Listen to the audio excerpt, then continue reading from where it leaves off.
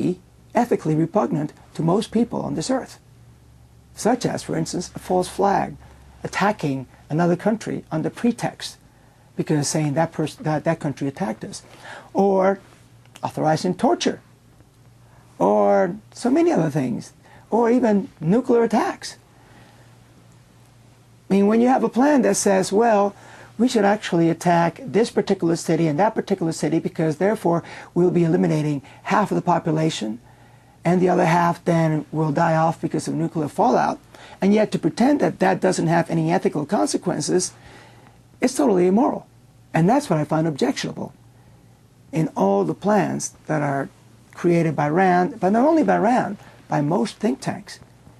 Because nowhere in the universe is there a moral compass.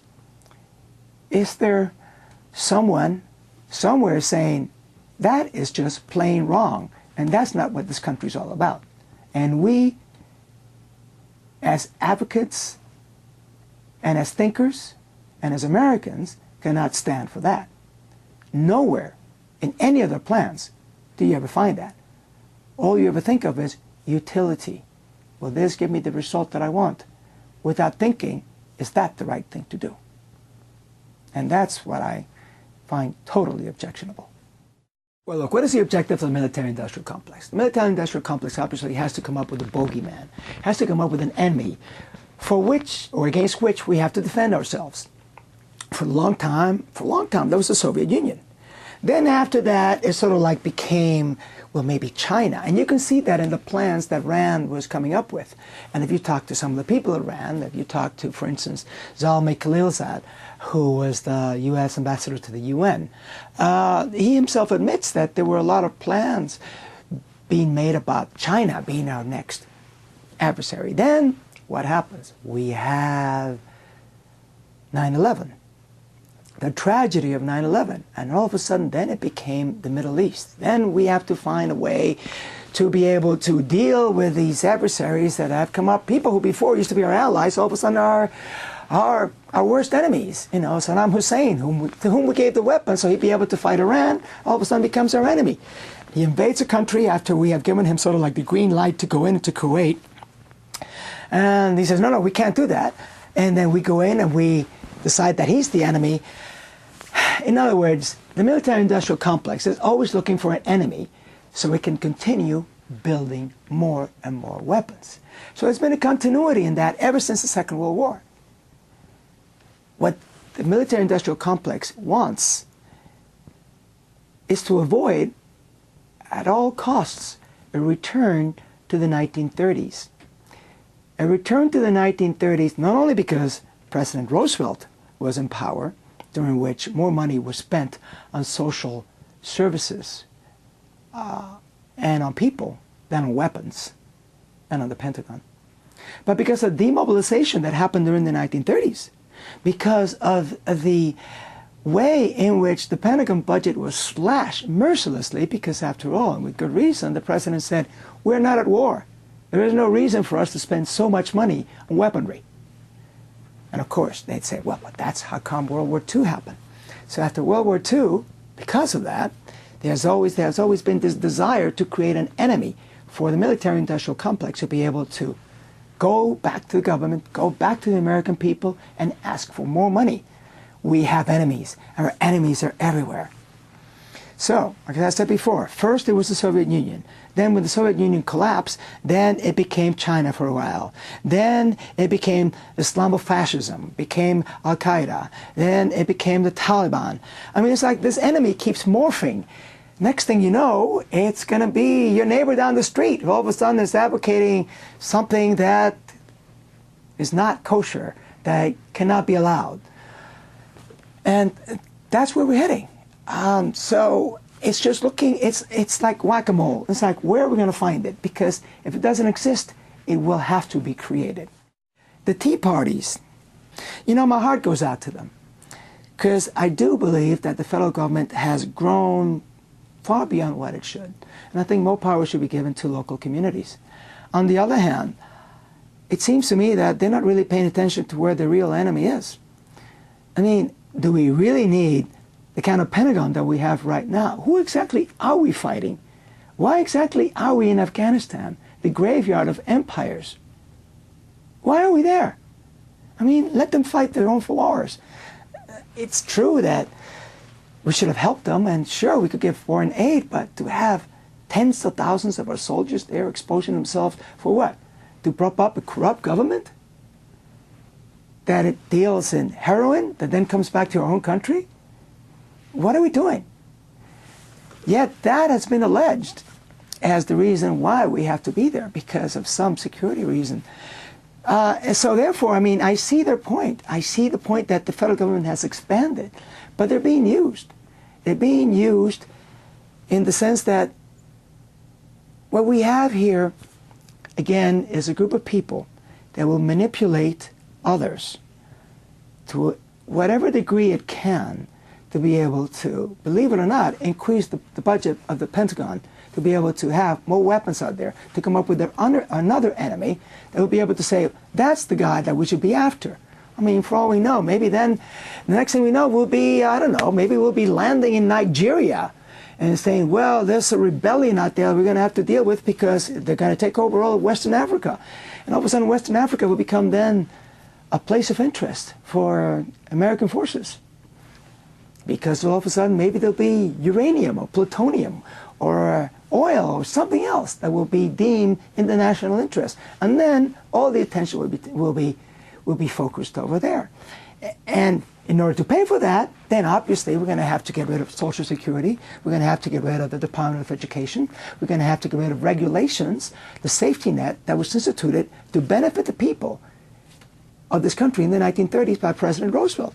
Which to me makes, personally, it makes no sense.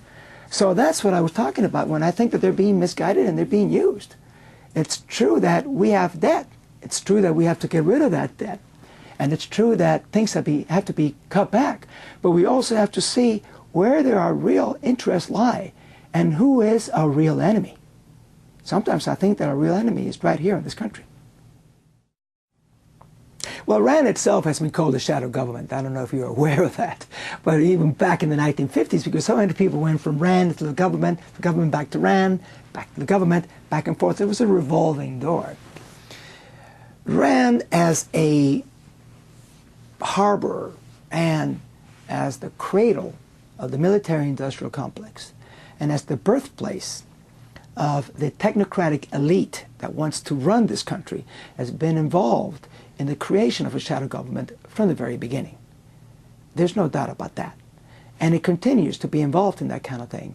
And, I mean, a number of these security clearances have been issued to people who have been with RAND in order, I mean, to this day, 50% of the work that RAND does is for the federal government. And a great deal of that is still classified, top secret.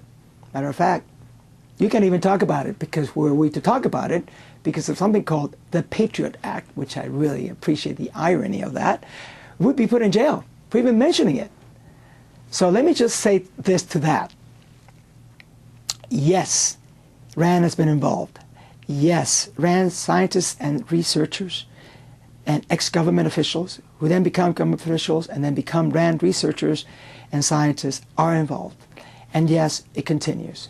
And the only way we can get rid of that is by making people aware that their liberties have been taken from them and that we have to stop this kind of nonsense, that we have to stop this revolving door of people going from think tanks into the government, from the government into think tanks, into the military-industrial complex, into companies that use their expertise in order then to lobby the Pentagon and to lobby the government for more weapons in order to then take money out of social services, out of things that should be helping the people in order to build this huge, this mammoth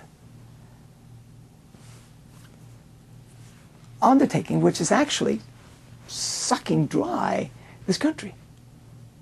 We have to stop that. Andrew Marshall is the head of the Office of Net Assessment. Matter of fact, He's been there since the 1970s, and every president since then has confirmed him to that post. The man is 89 years old right now, and he's still at the head of that department. I do believe he's the oldest bureaucrat still in office. And he was one of the, I wouldn't say one of the founders, but certainly one of the original scientists affiliated with RAND. He was also a good friend with Albert Wohlstetter, who is very prominently mentioned in my book. After all, Wohlstetter was the guy who came up with the concept of second strike capability, who was feeding all the missile gap information to the Kennedy camp, who almost single-handedly was able to turn around détente in the 1970s and to, again, scare the American people into thinking that the Soviet Union was actually more powerful than it really was. But that was Albert Wohlstetter. And Andrew Marshall was a buddy of his, and he's been around since then. And he was the one who came up with the whole concept of these new weapons, with the guided weapons that came up during the first Iraq War, during the Gulf War, those missiles that were able to turn corners and go into bunkers and explode. He came up with the whole concept of net wars. He came up with the whole concept of soldiers that actually would be androids in a way, because they put on this exoskeletal structure that would allow them to do what Superman does, practically, to lift tanks with one hand, to sense things from miles away, to go on for days and not have to eat, sleep, or have any bodily functions. And who's still working on new weapons, who's thinking of new ways to basically to defeat the enemy. Because it doesn't matter who the enemy is, we have to defeat them, and we have to use more money and more resources that should be utilized for other things.